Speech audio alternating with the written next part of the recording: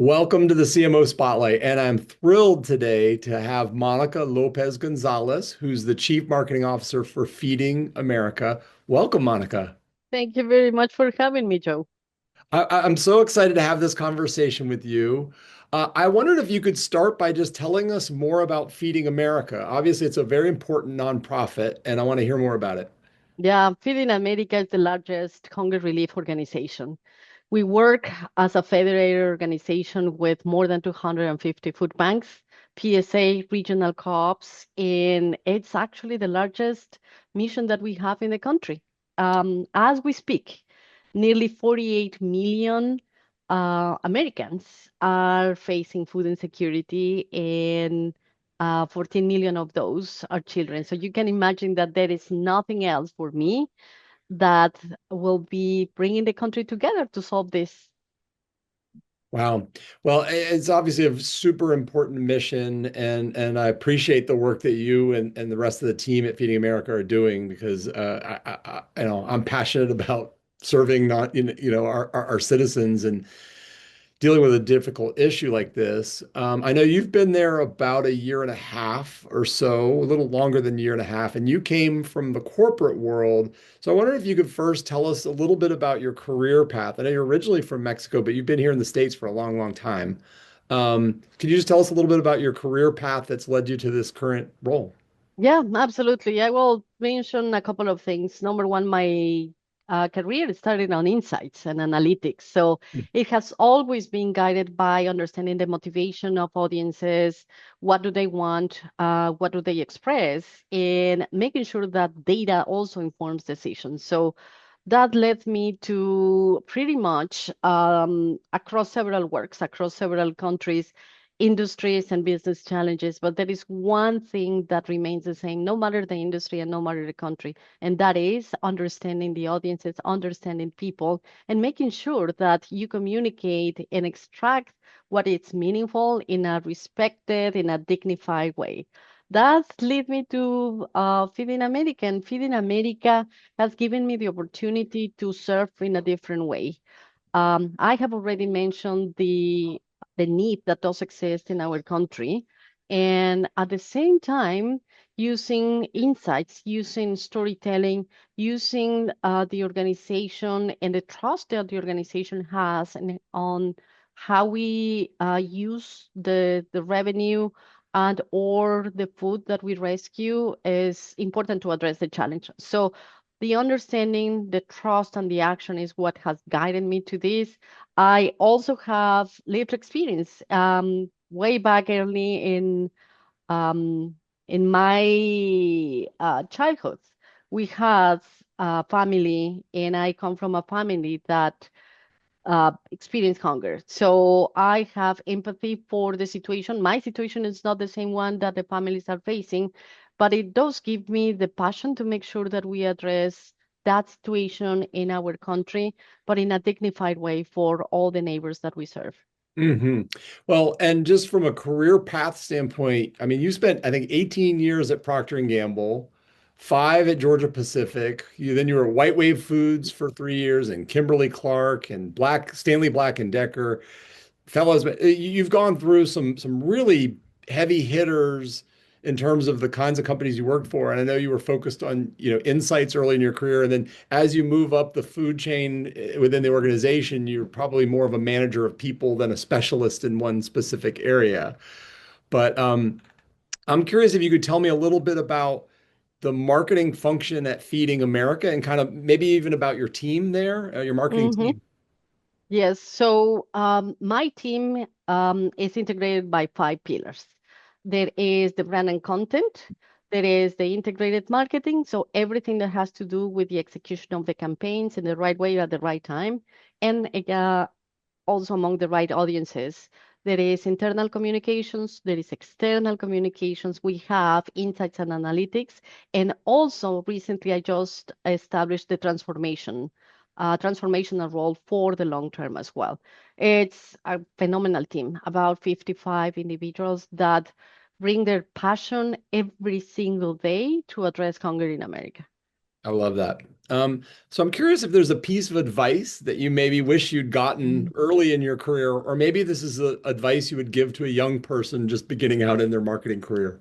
Yeah, I think it's things that I have learned in my career that remain true till this day. You have to stay curious no matter what, no matter the business that you are in. And at the same time, you have to have a bias for action. What that really means is, yeah, do learn the fundamentals. Marketing is campaigns, it's the channels, it's technology, AI. But most importantly, apply that. Start small and then take it from there. People that do not have a bias to action is eternally in what I consider a very theoretical lens, which doesn't Mhm. help us. At the Mhm. same time, you really need to learn the business. You really need to understand, are you in the business of selling more? In our case, I don't think that we have a business, but the overall idea is to address hunger. Ha- Understand how supply chain operates, understand how finance operates, understand how and we can be more efficient. So there is a business acumen that has to be applied to all of that. And at the end of the day, your personal reputation and the trust that people put in you is the most valuable asset. So be known for the people that is eager to learn, be known for being the person that is going to get the stuff done. Might not be perfect, but nobody is perfect anyways. That's great, great advice. I believe that everybody has a superpower. And so I'm curious what you feel your superpower is. You will have to ask my team about that. But I believe that I am able to identify what my teammates, my peers are really good at. And I tend to connect them. It's like, you're good at this, you're good at this. Why don't we work together in making happen X or Y? So I think that I have a knack for understanding people. Great. Are there some values that you either want to demonstrate, or maybe these are values you would demand of somebody to be a part of your team? hmm I mentioned curiosity already and bias for action. I think that the other two fundamental are respect and trust. Mm. I think that you need to respect everybody. You need to respect the business. I think that there is no place, at least in my organization, for irony, cynicism, or I don't believe it, but if you do it, I want to make sure that people come with the best intention. We challenge the things, and then we should have a bias for action. So, respect, dignity, and trust are the values that I look for on people. Can I trust the person? Can I trust that they are going to be managing this in the best possible way? Can I trust that they will give their very best? Are they going to be respecting other people, even though it might disagree? If you think about our organization, we are an organization that is a convener. We don't care whether you are in a blue state or in a red state or in a purple state. We need to work with everybody. Our Mhm. neighbors come in all different with a lot of different backgrounds and beliefs as well, and we need to respect that. I need to make sure that my team has that sensitivity, and I need to role model that as well, that sensitivity to understand that we are not here to correct, we are here to help. I love that.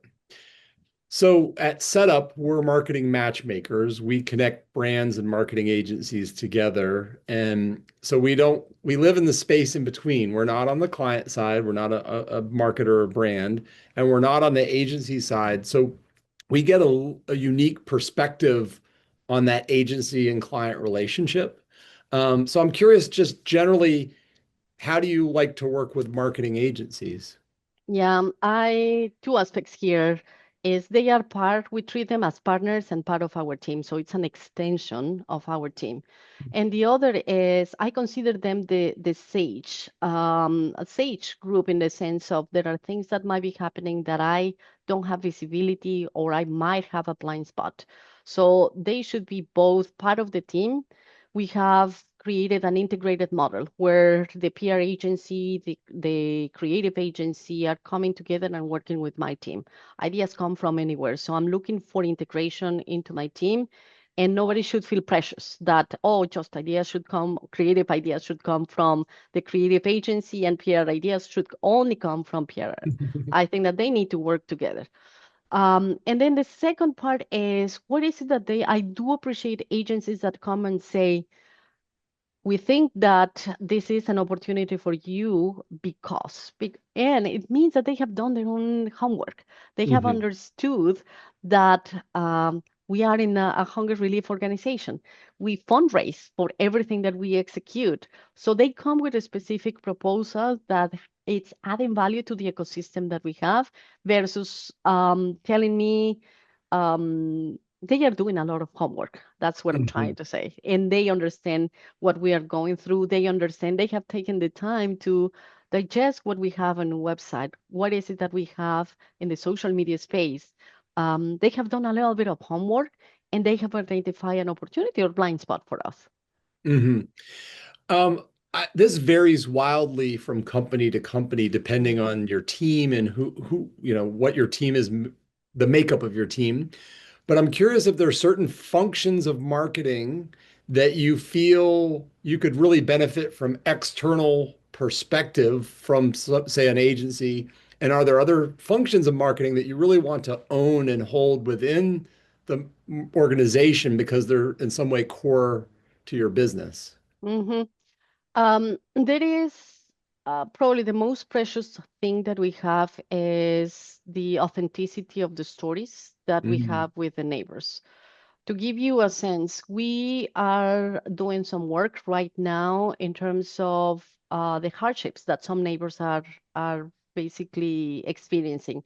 And we have very strong storytellers in our team that do understand how to approach the conversation with our neighbors, how to do it in a dignified way, how to approach the concern. There is a neighbor that she's a single mom. Her name is Taylor. And she was telling us the story about the situation that she's facing. And you need to make someone feel comfortable to approach that conversation and to hear from her what does actually help look like, because our plans are based on what we hear from our neighbors. So I remain convinced that that is the core capability that we need to keep. The Hmm. execution, the rest of the areas, that's what I'm looking for, how we can amplify all of that. I'm looking for areas where we can have Feeding America on the largest platforms. The importance and the awareness of the challenge. As I have come into the business, I mentioned that I come from insights and analytics, and I get the sense that not 100% of the population in the US is aware of the situation that we have. So I think that there is an opportunity for how we can amplify the message. How can we amplify the stories? And more importantly, how those partners are going to be helping us to do it in a dignified and respectful way for the neighbors. Hmm. I love that you call your constituents neighbors because that really personifies the people that you're supporting are our neighbors, right? If you think about that, Joe, you sometimes we look at people and we don't know what is happening. Mhm. And they might be living 2 or 3 blocks away from you. You probably are commuting with them in the metro, in public transportation, or probably they are at work because this is the second job that they have, and you Mhm. don't know that they are actually facing um, hardships that are making it difficult for them to have food at the table in a consistent way. Mhm. I'm curious if how do you demonstrate the value of marketing to the non-marketing functions within the organization? Sometimes we work in companies where everybody thinks they're an amateur marketer. So how do you demonstrate the value of marketing to the non-marketing functions? Yes, I think three things. Number one, unmistakable connection. Everything that we do in marketing and communications, by the way, everything that we do is focus on what we call our 2030 strategy. We have very specific strategies, very specific projects. Nothing. When you look at that, if you were to see the strategy and you were to see our campaign, you would say, there is a connection. Number one. The second is we fundraise, and there is a tangible number that we have there. More importantly, as we have discussed this as a team, trust, relevancy, and awareness are specific areas where we can demonstrate that we are moving the needle as a total organization. And the third piece is making sure that we report our things on a monthly basis. I have this insane discipline of monthly report to the executive team all the way up to the CEO, where we talk about the status of the revenue, the status of how we are driving trust, how we are driving relevancy, how we are moving the needle of creating more awareness. Hmm. And that actually spans across the work that everybody on those four pillars that I mentioned before. And last but not least, what else we should be doing to help us and what does help look like. So Yeah. I have engaged everybody in the organization into the work that we are doing to make sure that if they see that we have other opportunities, great. But there is a diligence and discipline that I have instilled to make sure that any time that we get questions, they see what are the results that we are driving and the impact that we are driving as well. I love it. So, one more marketing related question, and then I have some for fun rapid fire questions at the end for Got fun. it. So, what's a campaign or program from either from Feeding America or maybe from one of your past lives that taught you something very important, either because it was a failure and you learned a valuable lesson, or it was a huge success and maybe you could try to emulate that in the future?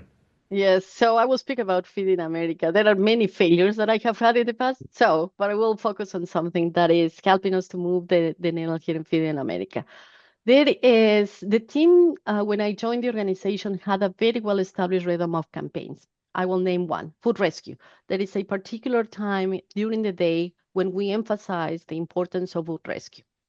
And with that, the hypothesis that I was toying with at the moment is we were missing a little bit of a cultural connection, the mission and the cultural connection. And just brainstorming with the team for several reasons, what we hypothesize is that it could be a cultural moment that we could create in big games, such as the NFL, the Super Bowl, are big moments. And if you think about that, those are big moments for the game, but as well as when people get together and have food around that. So it's a Yeah. food moment for us. And we launched a campaign for a week. It was a bet, a new bet for us. And we said, can we create a campaign that can connect Feeding America with that cultural moment? We learned that the answer was yes. We learned that we could do better. And we also learned that there was even more opportunity that we had there. So right now we are on Big Game 2.0, and we will continue experimenting with that. What I have learned from that is it's not one time. You need to keep going at Yeah. it several times.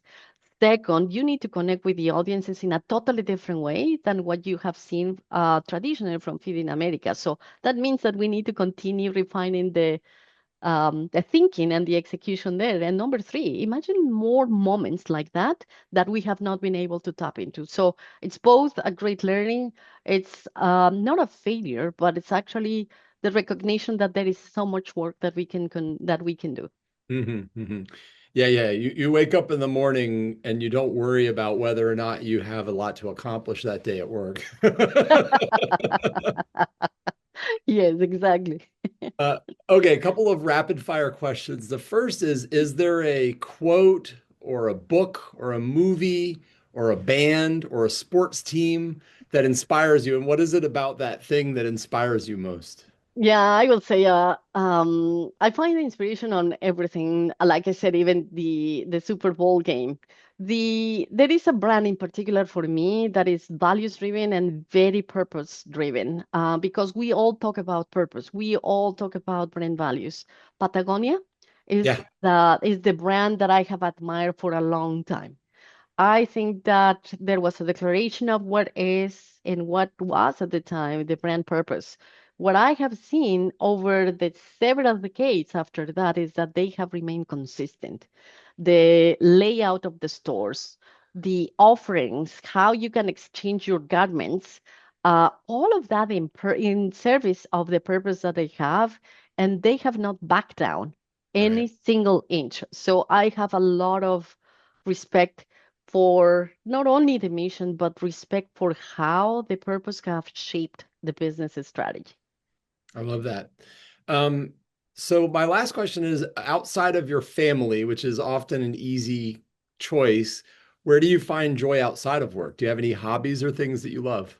Yes, so I practice yoga and I have been venturing into aerial yoga, which has been not my comfort zone.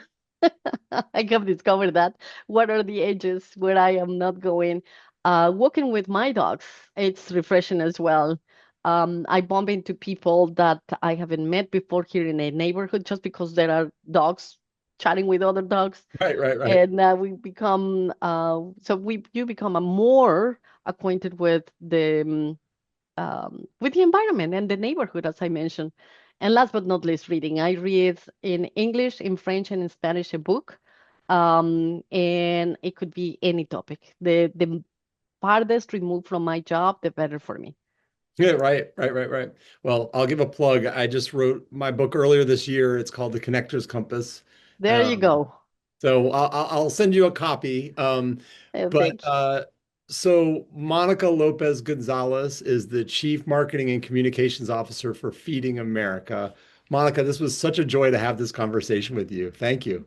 Thank you so much for having me, Joe. And next time, I invite you to come alongside me to a food bank so that Oh, you I'd get to love know to. more about our mission.